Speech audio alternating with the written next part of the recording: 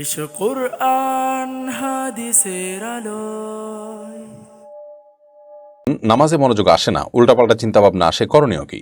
বাবা চাচা যদি বোনদের জমির ভাগ না দেয়, তাহলে আমরা ছেলে হয়ে এই জমিতে থাকা গাছগুলোর ফল খেতে পারবো কিনা, এই জমিতে নামাজ পড়লে কবুল হবে কিনা। কেন আমার বাবা নামাজ পড়ে না, কিভাবে নামাজের তাগিদ দিতে পারি? নামাজের গুরুত্ব বোঝার জন্য তার দৃষ্টিভঙ্গি কৃষ্টি দেখতে হবে। অনেকে আছেন তথাকথিত মারেফতি ফকিরদের আখড়ায় গিয়ে, কিংবা এই যে হিজবুত তাওহীদ জাতীয় বিভিন্ন ভ্রান্ত চিন্তার মানুষদের খপ্পরে পড়ে, বা অনেকে অনেক চিন্তা থেকে দেখা যায় যে মসজিদে জামাতে সালাত আদায় করে না, অনেকে নামাজই পড়ে না, অনেকে অপরিহার্য মনেই করে না। তার রোগটা ধরে তারপর ট্রিটমেন্ট করতে পারলে সুবিধা হবে। তার চিন্তাধারা কী? আর যদি সাধারণ মুসলমান হন, সাধারণ মানুষ হন, তাহলে সেক্ষেত্রে জাস্ট তার ভিতরে অবহেলা আছে, তাহলে নামাজের গুরুত্ব যেন বুঝতে পারেন তিনি, এরকম কিছু লেকচার তাকে শোনানো যেতে পারে, এরকম কোরআন হাদিসের উক্তিগুলো তার সামনে পেশ করা যেতে পারে, তাকে পড়ার সুযোগ করে দেওয়া যেতে পারে। বিনয়ের সাথে উপস্থাপন অবশ্যই করতে হবে। সেই সাথে নিজে বোঝাতে না পারলে যাদের প্রভাব তার উপরে পড়বে এরকম ব্যক্তিদেরকে দিয়ে বোঝানো যেতে পারে, এবং আরও বিভিন্ন কৌশল অবলম্বন করা যেতে পারে, হাদিয়া ও উপঢৌকন দিয়ে তাকে কনভিন্স করা, যাতে করে আপনার কথা শুনে সেটি আপনি করতে পারেন। আল্লাহর কাছে দোয়া তো আপনি করবেনই।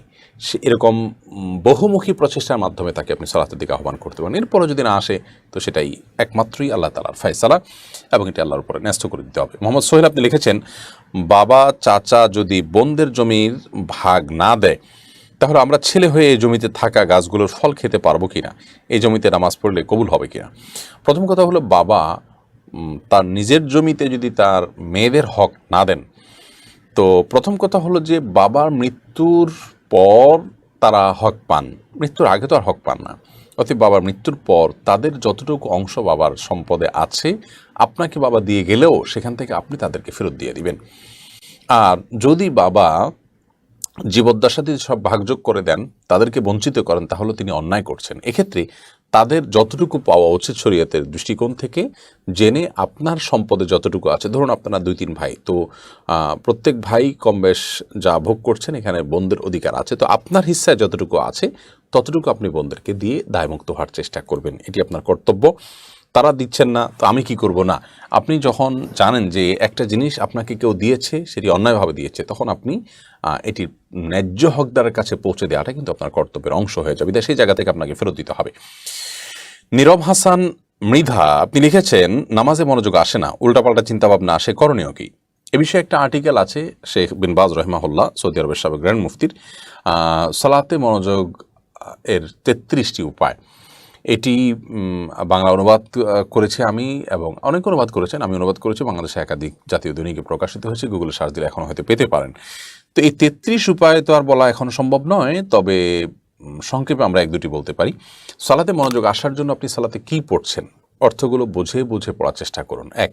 দ্বিতীয়ত, সালাতে মনোযোগ আসার জন্য সালাতকে ধীরস্থিরভাবে পড়ার কোনো বিকল্প নাই। আপনি যত সময় নিয়ে পড়বেন, আপনি প্ল্যান করেন যে প্রতিটা রোকনকে খুব ধীরে ধীরে সময় নিয়ে আদায় করবেন। সূরা ফাতিহা পড়বেন, এরপর একটু গ্যাপ দিয়ে একটা সূরা পড়বেন, একটা সূরা শেষ হলো, তারপর একটু গ্যাপ দিয়ে তারপর রুকুতে যাবেন, তাও আস্তে আস্তে পড়বেন, আস্তে আস্তে যাবেন, রুকুতে গিয়ে স্থির হয়ে তারপর তাসবিহ পাঠ শুরু করবেন, এবং তাসবিহ পাঠ শেষ করে একটু অপেক্ষা করে তারপর আপনি দাঁড়াবেন।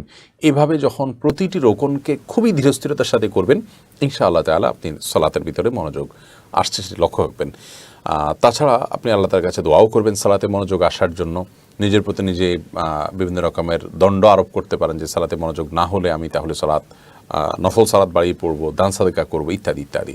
এর পাশাপাশি সালাতের আগে সালাতের প্রতি মনোযোগ নষ্ট হতে পারে, এরকম বিষয়গুলো থেকে নিজেকে দূরে সরিয়ে ফেলা। অনেক সময় দেখা যায় কোনো কাজ ঝুলিয়ে রাখে আমরা সালাত আদায় করতে দাঁড়াই, তখন ওই কাজের জন্য তাড়া অনুভব করি না।